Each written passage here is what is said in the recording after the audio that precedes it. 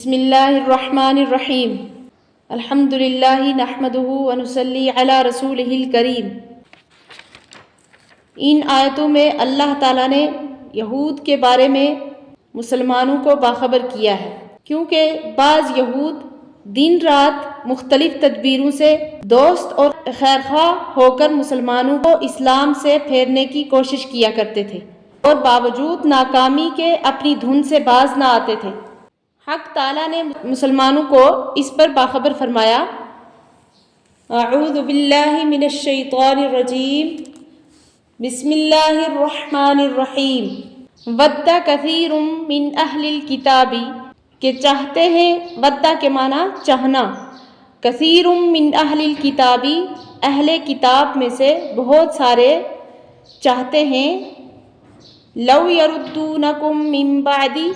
ایمانکم کفارا، کہ اگر لوٹا دیتے تم کو تمہارے ایمان کے بعد کفر میں، یعنی دوبارہ آپ کو کافر بنا دیتے، اس چیز کو وہ چاہتے تھے۔ اب یہ چاہنا جو ان کا تھا، یہ کچھ خیر خواہی سے نہیں جیسا کہ وہ اظہار کرتے تھے، بلکہ اللہ تعالیٰ فرماتے ہیں حسدا من عند انفسہم، یہ دلی حسد کی وجہ سے تھا، من بعد ما تبین لہم الحق، بعد اس کے کہ ظاہر ہو چکا ان پر حق۔ تو اب اس پر مسلمانوں کو ان پر غصہ آنے کا محل تھا، اس لیے ارشاد ہوتا ہے کہ فاعفو، پس تم درگزر کرو، واصفحوا، اور خیال میں نہ لاؤ، حتی یأتی اللہ بامرہ، یہاں تک کہ اللہ تعالیٰ اپنا کوئی حکم بھیجے، یعنی کوئی نیا قانون بھیجے۔ اشارہ اس بات کی طرف ہے کہ ان کی شرارتوں کا علاج قتال اور جزیہ سے ہم جلد کرنے والے ہیں۔ تو اب اس پر مسلمانوں کو اپنی کمزوری اور ان کی طاقت دیکھ کر اس قانون کے جاری ہونے کے متعلق تعجب ہو سکتا تھا، اس لیے ارشاد ہوتا ہے کہ تم تعجب کیوں کرتے ہو، ان اللہ علی کل شیء قدیر، کہ بے شک اللہ تو ہر چیز پر قادر ہے۔ اللہ تعالیٰ فرماتے ہیں وَأَقِیمُوا الصَّلَاةَ، آپ پابندی سے نماز پڑھتے رہو، وَآتُوا الزَّکَاةَ، اور زکوٰۃ دیتے رہو۔ اور پھر جب قانون آ جائے گا اور ان اعمال صالحہ کے ساتھ اس کا بھی اضافہ کر لینا، اور یہ نہ سمجھو کہ جب تک جہاد کا حکم نہ آئے صرف نماز روزہ سے کچھ ثواب میں کمی رہے گی، نہیں، بلکہ وَمَا تُقَدِّمُوا لِأَنفُسِكُمْ، اور جو کچھ آگے بھیج دو گے، لِأَنفُسِكُمْ، اپنے لیے، من خیرٍ، کوئی بھلائی، تجدوہ عند اللہ، تو اس کو پاؤ گے اللہ کے پاس، ان اللہ بما تعملون بصیر، کہ اللہ تعالیٰ جو تم کرتے ہو اس کو دیکھتا ہے۔ تو پھر اللہ تعالیٰ نے اس وعدے کو پورا فرمایا اور جہاد کی آیات نازل ہوئیں، جس کے بعد یہود کے ساتھ بھی وہ قانون برتا گیا اور غیر مہذب لوگوں کے ساتھ حسب حیثیت ان کے فساد کے بدلے قتل اور جلا وطنی یا جزیہ پر عمل درآمد کیا گیا۔ آگے اللہ تعالیٰ فرماتے ہیں وَقَالُوا لَن يَدْخُلَ الْجَنَّةَ، اور کہتے ہیں وہ، یعنی یہودی کہتے ہیں، لَن يَدْخُلَ الْجَنَّةَ، جنت میں داخل نہیں ہوں گے، إِلَّا مَنْ كَانَ هُودًا، مگر جو ہوں گے یہودی تو وہی جنت میں داخل ہوں گے۔ یہ نصارہ کو کہتے تھے، او نصارہ، یا پھر نصارہ ہی داخل ہوں گے، یعنی نصارہ کہتے تھے یہودیوں کو کہ آپ داخل نہیں ہوں گے جنت میں، جنت کے مستحق ہم ہیں، ایک دوسرے کو کہتے تھے۔ تو حق تعالیٰ ان کی تردید کے لیے فرماتے ہیں کہ تلک امانیہم، یہ تو خالی ان کی آرزویں ہیں، امیدیں ہیں جو انہوں نے باندھ رکھی ہیں، حقیقت کچھ بھی نہیں ہے۔ قل ہاتوا، اللہ تعالیٰ فرماتے ہیں آپ صلی اللہ علیہ وسلم سے، کہہ دیجئے، لاؤ اپنی کوئی دلیل، ان کنتم صادقین، اگر تم سچے ہو۔ تو بس وہ کیا دلیل لائیں گے، کیونکہ کوئی دلیل ہے ہی نہیں، تو اب ہم اس کے خلاف پہلے تو یہ دعویٰ کرتے ہیں کہ بلا، ہاں کیوں نہیں، من اسلم وجہہ للہ، جس نے تابع کیا، اسلمہ کے معنی تابع کرنا، وجہہ اپنا رخ، للہ اللہ کے لیے، وہو محسن، اور وہ نیک کام کرنے والا ہے، فلہ اجرہ عند ربہ، پس اس کے لیے اس کا اجر ہے اس کے رب کے پاس، ولا خوف علیہم ولا هم یحزنون، اور نہیں ہوگا ان پر کوئی خوف، ولا هم یحزنون، اور نہ وہ غمگین ہوں گے۔ اب اس استدلال کا حاصل یہ ہوا کہ جب یہ قانون مسلم ہے تو اب صرف یہ دیکھ لو کہ یہ بات کس پر صادق آتی ہے۔ بس ظاہر ہے کہ کسی پہلے حکم کے منسوخ ہو جانے کے بعد اس پر عمل کرنے والا کسی بھی طور پر فرما بردار نہیں کہلا سکتا، تو لہٰذا یہود اور نصارہ فرما بردار نہ ہوئے، بلکہ دوسرے حکم پر عمل کرنے والے کو فرما بردار سمجھا جائے گا۔ اور یہ شان مسلمانوں کی ہے کہ نبوت اور شریعت محمدیہ صلی اللہ علیہ وسلم کو قبول کر لیا، چنانچہ یہی جنت میں داخل ہونے والے شمار ہوئے۔ اور مخلصین، یعنی یہاں جو آیت میں فرمایا وَهُوَ مُحْسِنٌ، یعنی وہ نیک کام کرنے والے ہوں جو دل سے اخلاص کے ساتھ کرنے والے ہوں، ظاہراً کوئی ریاکاری نہ ہو، تو اس قید سے منافقین نکل گئے، کیونکہ وہ بھی شرعاً کفار ہی میں داخل اور مستحق جہنم ہے۔ اور ایک بار کچھ یہودی اور کچھ نصرانی جمع ہو کر مذہب کے بارے میں بحث کرنے لگے، تو یہود تو اپنے عقیدہ کے موافق نصارہ کے دین کو باطل بتاتے اور حضرت عیسیٰ علیہ السلام کی نبوت اور انجیل کے کتاب اللہ ہونے کا انکار کرتے تھے، مگر نصارہ بھی ضد اور تعصب میں آ کر دین یہود کو بے اصل اور باطل کہنے لگے اور حضرت موسیٰ علیہ السلام کی رسالت اور توریت کے کتاب اللہ ہونے کا انکار کرنے لگے۔ تو اللہ تعالیٰ اس قصہ کو نقل فرما کر بطور تردید فرماتے ہیں وقالت الیہود لیست النصارى، کہ یہود کہتے ہیں کہ لیست النصارى، نہیں ہے نصارہ کسی چیز پر، یعنی کسی راہ پر۔ وقالت النصارى، اور نصارہ کہتے کہ لیست الیہود علی شیء، کہ یہود نہیں ہے کسی راہ پر۔ وہم یتلون الکتاب، حالانکہ وہ سب کتاب کو پڑھتے تھے، یعنی یہودی توریت کو اور عیسائی انجیل کو پڑھتے اور دیکھتے تھے، اور دونوں کتابوں میں دونوں رسولوں اور دونوں کتابوں کی تصدیق موجود ہے، جو کہ دونوں مذہبوں کی اصل بنیاد ہے، اگرچہ منسوخ ہو جانے کی بنا پر قابل عمل نہ ہو، یہ اور بات ہے۔ اور اہل کتاب تو ایسے دعوے کرتے ہی تھے، ان کی دیکھا دیکھی مشرکین کو بھی جوش آیا، اور اسی طرح سے یہ لوگ بھی جو کہ محض بے علم ہیں، كَذَلِكَ قَالَ الَّذِينَ لَا يَعْلَمُونَ،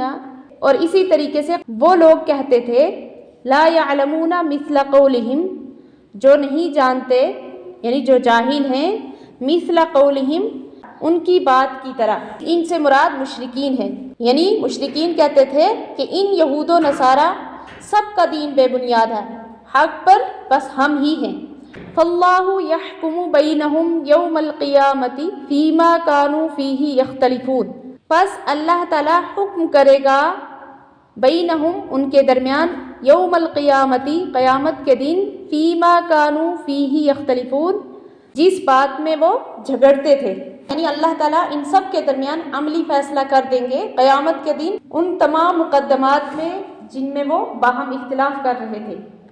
وہ عملی فیصلہ یہ ہوگا کہ اہل حق کو جنت میں اور اہل باطل کو جہنم میں پھینک دیا جائے گا۔ عملی فیصلہ کی قید اس لیے لگائی کہ قولی اور برہانی فیصلہ تو عقلی اور نقلی دلائل کے ذریعہ دنیا میں بھی مل چکا ہے۔ یہود و نصارہ دونوں نے دین کی اصل حقیقت کو فراموش کر کے مذہب کے نام پر ایک قومیت بنا لی تھی، اور ان میں سے ہر ایک اپنی ہی قوم کو جنتی اور مقبول سمجھتا تھا، اور اپنے سوا تمام اقوام عالم کے دوزخی اور گمراہ ہونے کا معتقد تھا۔ اس نامعقول اختلاف کا نتیجہ یہ نکلا کہ مشرکین کو یہ کہنے کا موقع مل گیا کہ عیسائیت بھی بے بنیاد اور یہودیت بھی بے اصل ہے، حق اور صحیح بس ہماری بت پرستی ہے۔ حق تعالیٰ نے ان دونوں قوموں کی جہالت اور گمراہی کے متعلق فرمایا کہ یہ دونوں قومیں جنت میں جانے کے اصل سبب سے غافل ہیں، محض مذہب کے نام کی قومیت کے پیچھے پڑے ہوئے ہیں۔ حقیقت یہ ہے کہ مذہب یہود ہو یا نصارہ یا اسلام، ان سب کی اصل روح دو چیزیں ہیں۔ ایک یہ کہ بندہ دل و جان سے اپنے آپ کو خدا کے سپرد کر دے، اس کی اطاعت و فرمانبرداری کو اپنا عقیدہ و مذہب سمجھے، چاہے یہ کسی مذہب میں حاصل ہو۔ حقیقت دین و مذہب کو فراموش کر کے یا پس پشت ڈال کر یہودی یا نصرانی قومیت کو اپنا مقصد بنا لینا دین و مذہب سے ناواقفیت اور گمراہی ہے۔ دوسری بات یہ ہے کہ جنت میں جانے کے لیے صرف یہ بھی کافی نہیں کہ کوئی آدمی اپنے دل سے خدا کی فرمانبرداری کا قصد تو درست کر لے، مگر اطاعت، فرمانبرداری اور عبادت کے طریقے اپنے ذہن و خیال کے مطابق خود گھڑ لے، بلکہ یہ ضروری ہے کہ عبادت اور اطاعت اور امتثال امر کے طریقے بھی وہی اختیار کرے جو اللہ تعالیٰ نے اپنے رسول صلی اللہ علیہ وسلم کے ذریعے بتائے اور متعین کیے ہوں۔ تو پہلی بات بلا من اسلم کے ذریعے اور دوسری وہو محسن کے ذریعے واضح کی گئی ہے، جس سے معلوم ہوا کہ نجات اخروی اور دخول جنت کے لیے صرف قصد اطاعت کافی نہیں، بلکہ اچھا عمل کرنا، نیک عمل کرنا بھی ضروری ہے۔ اور اس اچھا عمل یعنی حسن عمل کا مصداق وہی تعلیم و طریقہ ہے جو قرآن اور سنت رسول صلی اللہ علیہ وسلم کے مطابق ہو۔ جو شخص ان بنیادی اصولوں میں سے کسی بھی اصول کو چھوڑ دے، خواہ وہ یہودی ہو یا نصرانی یا مسلمان، اور پھر محض نام کی قومیت کے خیال میں اپنے آپ کو جنت کا ٹھیکہ دار سمجھ لے، تو یہ صرف اس کی خود فریبی ہے۔ پھر ایمان کے اصول تو ہر رسول اور ہر شریعت کے زمانے میں مشترک اور یکساں رہے ہیں، البتہ عمل صالح اور مقبول کی شکلیں کچھ عدلتی بدلتی رہی ہیں۔ تورات کے زمانے میں نیک عمل وہ سمجھا گیا جو حضرت موسیٰ علیہ السلام اور تورات کی تعلیم کے مطابق تھا، اور انجیل کے دور میں نیک عمل یقیناً وہی عمل تھا جو حضرت عیسیٰ علیہ السلام اور انجیل کی تعلیم سے مطابقت رکھتا تھا، اور اب قرآن کے زمانے میں وہی عمل صالح کہے جانے کا مستحق ہوگا جو نبی آخر الزمان صلی اللہ علیہ وسلم کے فرمان اور ان کی لائی ہوئی اللہ کی کتاب یعنی قرآن مجید کی ہدایت کے مطابق ہوگا۔ خلاصہ کلام یہ ہے کہ یہود و نصارہ کے اس اختلاف کے بارے میں اللہ تعالیٰ نے یہ فیصلہ فرمایا کہ دونوں قومیں جہالت کی باتیں کر رہی ہیں، دونوں میں سے کوئی بھی جنت کا ٹھیکہ دار نہیں، اور نہ ہی دونوں کے مذہب بے بنیاد اور بے اصل ہیں، بلکہ دونوں مذہبوں کی صحیح بنیاد موجود ہے۔ غلط فہمی کا سبب اصلی یہ ہے کہ انہوں نے مذہب و ملت کی اصل روح یعنی عقائد اور اعمال اور نظریات کو چھوڑ کر نسلی یا وطنی بنیاد پر کسی قوم کو یہود ٹھہرا لیا اور کسی کو نصرانی سمجھ لیا۔ جو یہود کی نسل سے ہو یا یہود کے شہر میں بستا ہو اس کو یہود سمجھ لیا گیا۔ اسی طرح نصرانیوں کی تشخیص اور تعیین کی گئی، حالانکہ اصول ایمان کو توڑ کر اور اعمال صالحہ سے منہ موڑ کر نہ کوئی یہودی رہتا ہے، نہ نصرانی۔ قرآن کریم میں اس اختلاف اور اس فیصلہ کا ذکر مسلمانوں کو سنانے اور متنبہ کرنے کے لیے ہے کہ کہیں وہ بھی اس قسم کی غلط فہمی میں مبتلا نہ ہو جائے کہ ہم تو پشتی مسلمان ہیں، ہر دفتر اور رجسٹر میں ہمارا نام مسلمان کے خانے میں درج ہے، ہم زبان سے بھی اپنے کو مسلمان ہی کہتے ہیں، اس لیے جنت کے نیز ان تمام انعامی وعدوں کے ہم ہی مستحق ہیں جو نبی کریم صلی اللہ علیہ وسلم کے ذریعے مسلمانوں سے کیے گئے۔ تو اس فیصلہ سے ان پر واضح ہونا چاہیے کہ کوئی شخص نہ محض دعوے سے حقیقی مسلمان بنتا ہے، نہ کہیں مسلمان نام درج کرانے یا مسلمان کی صلب سے یا ان کے شہر میں پیدائش ہونے کی وجہ سے، بلکہ مسلمان ہونے کے لیے اول تو اسلام ضروری ہے، اور اسلام کے معنی ہی اپنے آپ کو سپرد کرنے اور سونپ دینے کے ہیں۔ دوسرے احسان عمل یعنی سنت کے مطابق عمل کو درست کرنا، لیکن قرآن کریم کے باخبر کرنے کے باوجود بہت سے مسلمان اسی یہودی اور نصرانی غلطی کا شکار ہو گئے کہ خدا اور رسول صلی اللہ علیہ وسلم اور آخرت اور قیامت سے بالکل غافل رہ کر اپنا نسلی مسلمان ہونے کے لیے کافی سمجھنے لگے، اور قرآن اور حدیث میں جو وعدے دنیا اور آخرت کی کامیابی کے مسلمانوں سے کیے گئے ہیں اپنے آپ کو ان کا مستحق سمجھ کر ان کے پورے ہونے کا انتظار کرنے لگے، اور جب وہ پورے ہوتے نظر نہیں آتے تو قرآن و حدیث کے وعدوں میں شک کرنے لگے۔ اس کو نہیں دیکھتے کہ قرآن نے محض نسلی مسلمانوں سے کوئی وعدہ نہیں کیا جب تک وہ اپنے تمام ارادوں کو اللہ تعالیٰ اور اس کے رسول صلی اللہ علیہ وسلم کے تابع نہ کر دے اور ان کے بتلائے ہوئے طریقوں پر نیک عمل کے پابند نہ ہوں۔ تو یہی خلاصہ ہے اس آیت کا، بلا من اسلم وجہہ للہ وہو محسن فلہ اجرہ عند ربہ ولا خوف علیہم ولا ہم یحزنون کا۔ پوری دنیا کے مسلمان طرح طرح کی مصیبتوں اور آفتوں کا شکار ہیں، اس کو دیکھ کر بہت سے ناواقف لوگوں کو یہ خیال پیدا ہوتا ہے کہ شاید ان تمام آفات اور مصائب کا سبب ہمارا اسلام ہی ہے، لیکن اس کا اصلی سبب ہمارا اسلام نہیں بلکہ اسلام کا چھوڑنا ہے کہ ہم نے اسلام کا صرف نام باقی رکھا ہے، نہ اس کے عقائد ہمارے اندر ہیں نہ اخلاق۔ یہاں یہ سوال پیدا ہو سکتا ہے کہ ہم کچھ بھی صحیح نام تو اسلام کا لیتے ہیں، تو اللہ تعالیٰ اور اس کے رسول صلی اللہ علیہ وسلم کے نام لیوا تو ہیں، اور جو کفار کھلے طور پر اللہ اور رسول کی مخالفت کرتے ہیں، اسلام کا نام لینا بھی پسند نہیں کرتے، وہ تو آج دنیا میں ہر طرح کی ترقی کر رہے ہیں، بڑی بڑی حکومتوں کے مالک بنے ہوئے ہیں، دنیا کی صنعتوں اور تجارتوں کے ٹھیکیدار بنے ہوئے ہیں۔ اگر ہماری بدعملی کی ہمیں یہ سزا مل رہی ہے کہ ہم ہر جگہ پامال اور پریشان ہیں، تو کفار و فجار کو اس سے زیادہ سزا ملنی چاہیے۔ لیکن اگر ذرا غور سے کام لیا جائے تو یہ شبہ خود بخود دور ہو جائے گا۔